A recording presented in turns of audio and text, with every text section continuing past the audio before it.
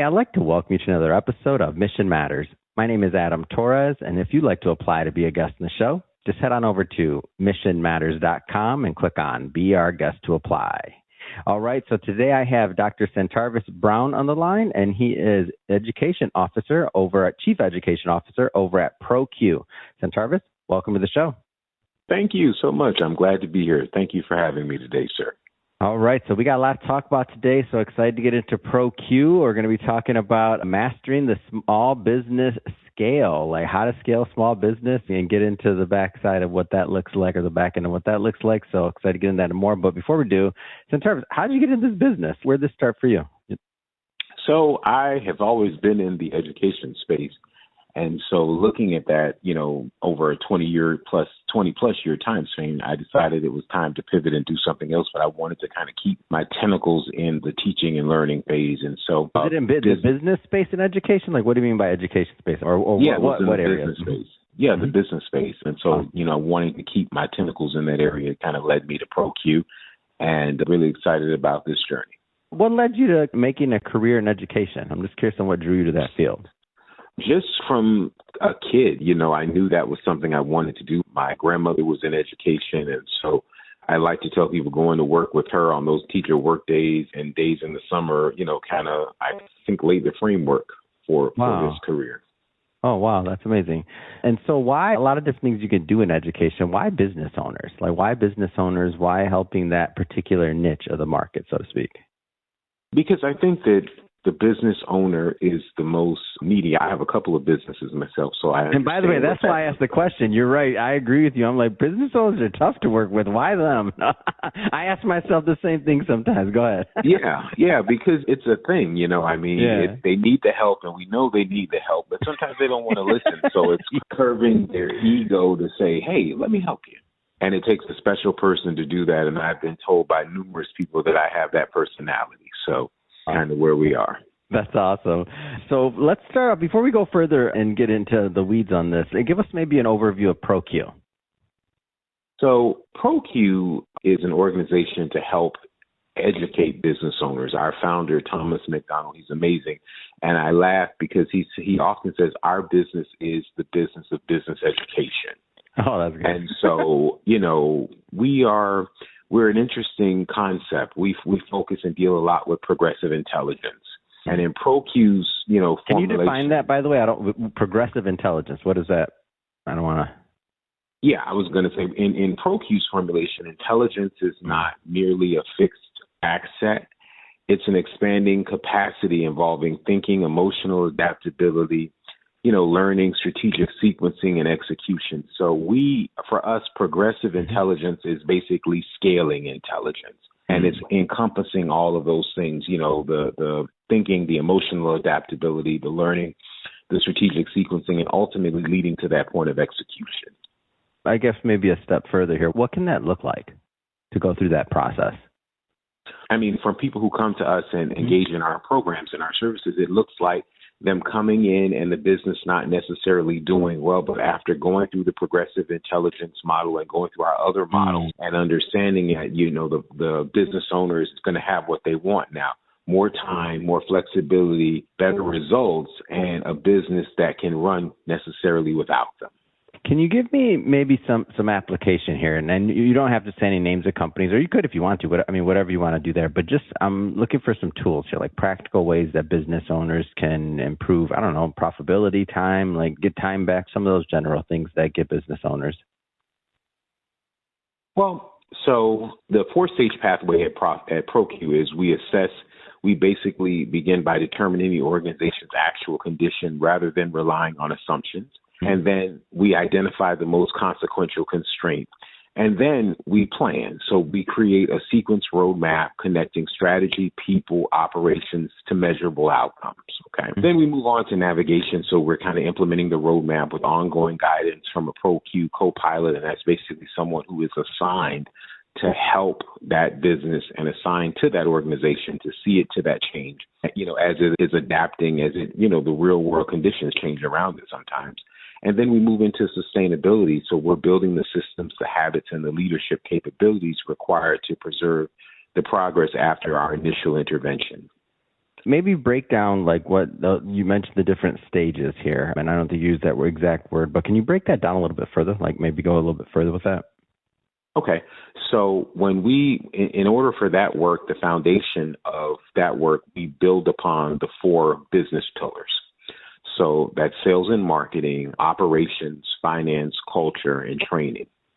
And so, when we look at that, we really deal with getting into the weeds by helping to kind of look at what's right and what's wrong in sales and marketing and how do we pivot, looking at the operations, doing the same, and then the finances and the culture and training, and basically helping the business owner understand how all of those pillars hold up the business. And if they're not built on a solid foundation, as you know, the structure is not going to be sound. And so a lot of businesses are not necessarily failing right now. What they're seeing is they don't have a good foundation, or their pillars are not holding up. So the structure is not what it needs to be. So when they engage with us at ProQ through our work through a progressive intelligence, we're covering that. Now, I know this is going to vary from business to business, size of business, all that other stuff. But what are some common themes of when a new business owner comes to you, they want to go through the program, they're going through this progressive intelligence. What are some things that are normally kind of like missing, or the opportunity areas where you're like, you see it over and over again? And the reason I ask this question is because sometimes people are listening to shows like this and they're like, maybe something applies to me, maybe it doesn't. So I want to give people the opportunity to self-identify here a little bit. Okay, great. I love that. For me, I think hiring. So I would say hiring as a main piece, because a lot of times companies and organizations and business owners are doing panic hiring instead of intentional benchmark hiring. So I'll give you an example. Let's say we have a goal of about $10,000 in revenue per month, right? So if we meet that, so right now we have one person kind of helping to do that. And we decide, okay, we might need to stretch it and get 2. And ultimately, then it's going to be, okay, well, we got 2, we need 3. But instead of looking at it that way, it may be taking those first 2 and saying, okay, when we hit that benchmark of $10,000 per month in revenue, then we're going to bring on another at the 10,000 point. And then at the next 10,000, or maybe 8 to 10,000, we'll bring on another. So it's structured and layered, so it's never just panic hiring. And we find that a lot in businesses, because what happens is we panic hire, and then we realize we really don't have the volume to sustain that panic hire long term. Yeah, and so then when you say volume, do you mean like revenue? Do you mean like enough work for them? Like, what do you mean by volume? Revenue, or maybe both, or I don't know. Revenue and both, and workload. I mean, because they kind of go hand in hand sometimes. So looking at it from that perspective. Yeah. Let's talk a little bit more about, let's go down one of these paths a little bit further here. So maybe revenue. Let's talk about that. Where do you also, when you think about when you're going into business and everything else and you're going through your program, are you addressing the kind of like the finances side of things and working with their teams, or how does that piece of it work? Like whether it's their accountants or otherwise, I'm trying to understand how that piece of it works. Yes. So we're working with their team and we're support. So the co-pilot goes in and basically does a deep dive. And in that deep dive, we're going in, finding out everything, the good, the bad, the indifferent, the stuff you hit in the back file cabinet, the best stuff you hit under the rug. Yeah. We're looking at everything. And so when the co-pilot and the business owner do the deep dive, obviously you would imagine it's sometimes not necessarily a comfortable feeling, because you have someone coming in trying to get under the cover in the weeds, but ultimately it's from a place of genuine care, concern, and assistance. So once the deep dive is done, we look at all of those pillars that I talked about. So obviously finance is one of those pillars that we're talking about tied up in there. So once we do that, then we begin to put processes in place, procedures that may be lacking, leadership capacity. So at that point, we're also looking at, are the people you have in place capable of doing this work? Yeah. So, and if not, retooling them, giving them support, and ultimately there may need to be some realignment, but it's a heavy piece. Finance is one of those main 4 pillars. So it's a heavy emphasis on the finances. I'm curious on the size of companies. Like what kind of companies? Is there certain industries that you work with versus others? Is there niches? Is there a size, whether it's revenue? Is it employee count? Talk a little bit about that. Like who gets the most value? The answer would be, I think we have worked to date with over 3,000 plus growth focused businesses. Wow, that's a lot. Yeah, that's a lot.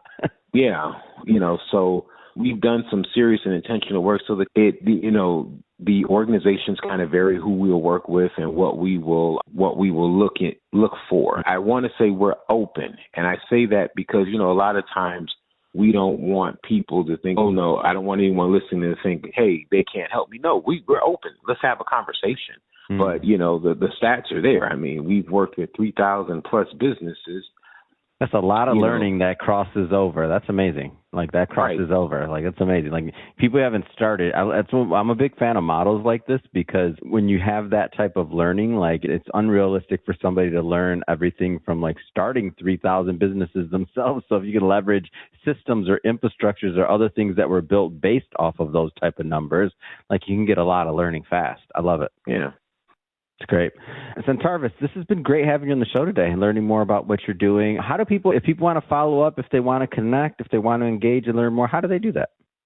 Well, they can come to ProQ's website, proqsystems.com, and they can feel free to reach out to me by email, santarvis@proqsystems.com. So that's SANTARVIS @proqsystems.com.